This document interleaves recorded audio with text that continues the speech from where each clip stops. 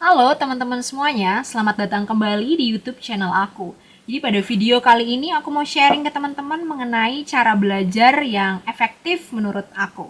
Kita mulai ya. Cara yang ini menurut aku yang akan aku bagikan ini efektif menurut aku, tapi apabila misalnya nih teman-teman nanti pada saat mencoba cara ini kemudian tidak efektif dan merasa bahwa outputnya itu tidak baik gitu, maka ya tidak usah dipaksa, jangan dilakukan karena setiap pribadi, setiap karakter itu spesial, jadinya bisa berbeda-beda gitu. Um, dari mana kita tahu bahwa cara itu efektif pada diri kita? Kita lihat outputnya. Misalnya ada 3 cara nih ABC, kita udah nyoba semuanya gitu. Kita lihat gitu dari 3 cara itu mana yang kita dapat menyerap materi itu lebih banyak gitu. Oh, mungkin dengan cara A kita menyerap materinya 90%, saya dengan cara belajar seperti itu materi yang saya serap bisa 90%. Kemudian dengan serapan 90% itu kita dapat dalam waktu yang cepat. Oh, dalam waktu beberapa hari, 3 hari, sehari aja saya dengan cara belajar yang A itu udah bisa menyerap 90% loh dibandingkan cara yang B ataupun yang cara yang C. Kalau aku ya, aku mau sharing cara aku belajar untuk sampai ke cara aku yang sekarang aku sampai detik ini lakukan cara belajarnya. Dari dulu tuh udah sering aku berubah-berubah cara belajarnya karena aku merasa belum ada yang cocok aja sama aku gitu. Jadinya terus berubah. Cara yang paling efektif menurut aku sampai saat ini adalah cara belajar yang tidak SKS. Asik, tidak SKS itu apa, yang sistem kebut semalam ya mungkin kata orang gitu. Aku nggak bisa kayak gitu sama sekali. Kenapa? Karena sutra ini panikan, orangnya tuh panikan, jadi mudah sekali terpengaruhi oleh lingkungan. Saat aku belajar, jangankan H-1, H-3 aja gitu, aku belajar itu tetap terasa panik, apalagi pada saat aku kuliah ya, dimana materi itu luar biasa banyaknya. 3 hari itu aku merasa tidak cukup untuk menyerap dan menghafal serta memahami seluruh materi secara maksimal, sehingga aku panik. Padahal belum belum mulai belajar tuh sudah terasa panik, takut, sudah merasa bahwa waktu ini kurang gitu. Akhirnya nggak maksimal gitu. Cara yang efektif buat aku adalah aku harus belajar jauh hari sebelumnya. Jadi aku, misalnya kita udah dikasih tanggal waktu nih gitu di kalender gitu, aku tandain di kalender, atau kalian punya notes di dalam HP kalian, reminder dalam HP kalian tuh bisa digunakan juga gitu. Nah misalnya nih aku udah belajar nih, aku belajar 10 hari sebelumnya, dan aku kalau belajar itu nggak bisa cuman sekali teman-teman. Aku nggak bisa cuman sekali, misalnya baca sekali kemudian langsung ingat kemudian siap ujian, tidak bisa aku seperti itu.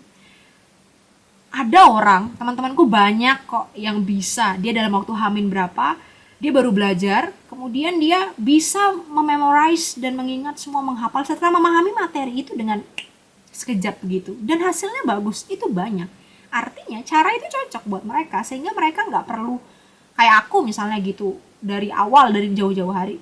Cara itu cocok buat mereka gitu. Ada yang mereka malah nggak bisa belajar jauh-jauh hari karena mereka merasa meremehkan gitu, jadi nggak belajar karena merasa masih jauh gitu. Itu beda-beda orang gitu. Nah pada saat misalnya aku 10 hari nih, aku kasih waktu, dalam waktu aku itu aku belajar, aku tuh nggak bisa 1 hari, aku bagi misalnya 10 hari, aku bagi jadi 3 gitu. 4 hari pertama, 3 hari sesi ronde yang kedua adalah sesi yang 3 hari, ronde ketiga adalah 3 hari yang mendekati H-3 sebelum ujian. Yang ronde pertama, 4 hari pertama itu aku membaca dulu. Aku baca dulu dari awal sampai akhir materi yang akan diujiankan. Ini masih hanya membaca dulu. Kayak aku memapar dulu gitu diriku dengan materi itu. Sudah nih lewat 4 hari. Pada saat masuk ronde kedua, aku ulang belajar dari awal lagi. Tapi ini udah beda. Aku sudah familiar dan pada saat kemarin 4 hari udah ada nih yang sedikit nempel-nempel. Ronde kedua baru aku menghafal sekaligus memahami gitu. Jadi aku ulang belajarnya dari awal sampai akhir aku ulang belajarnya. Kedua, ronde ketiga, H-3 sebelum ujian, nah barulah aku memapar diriku ke teman-teman yang lain. Hal-hal yang aku tidak mengerti itu aku tanyakan ke mereka. Ini gimana, kamu tahu nggak ini jawabannya ada di mana, ini kenapa ya begini, aku tanyakan itu. Nah barulah di sana terjadi diskusi. Nah teman-teman aku juga nanti mereka juga ada yang nanya, misalnya Sud tahu nggak ini, kalau aku tahu aku berusaha jelaskan, kalau misalnya tidak ya aku juga bilang nggak tahu dan kita cari sama-sama gitu, cari orang yang tahu.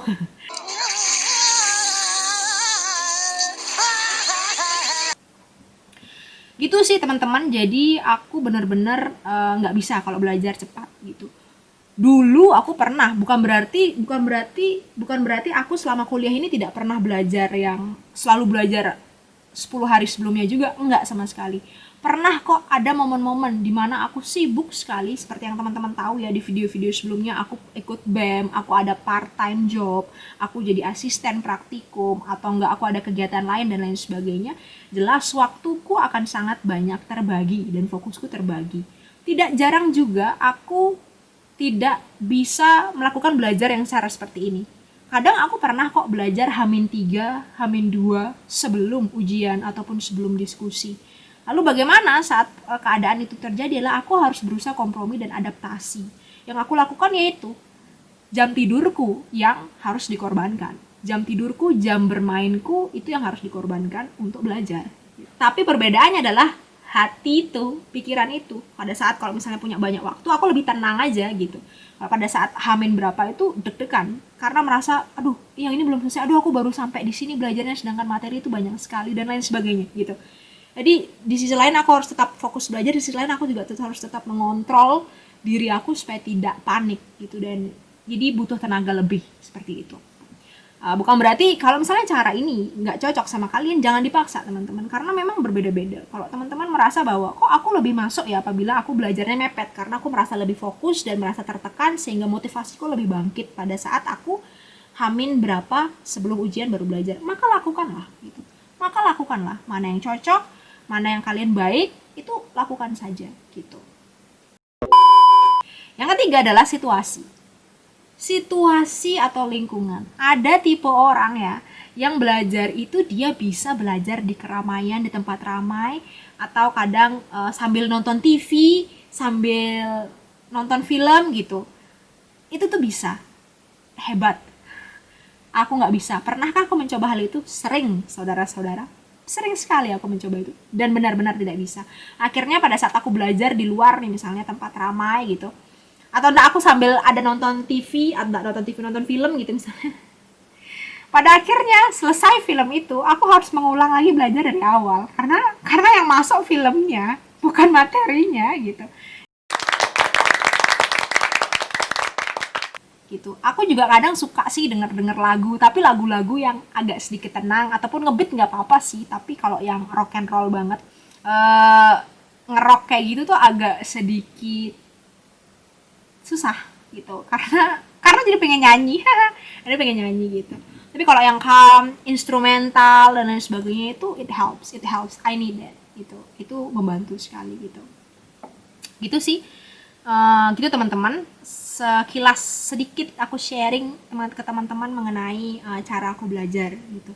Intinya adalah cara setiap orang individu berbeda-beda. Apa yang baik, yang cocok sama teman-teman dari cara aku belajar, silahkan diambil. Tapi kalau itu tidak cocok, maka tidak usah dipaksa. Mana yang cocok, itu yang dilakukan.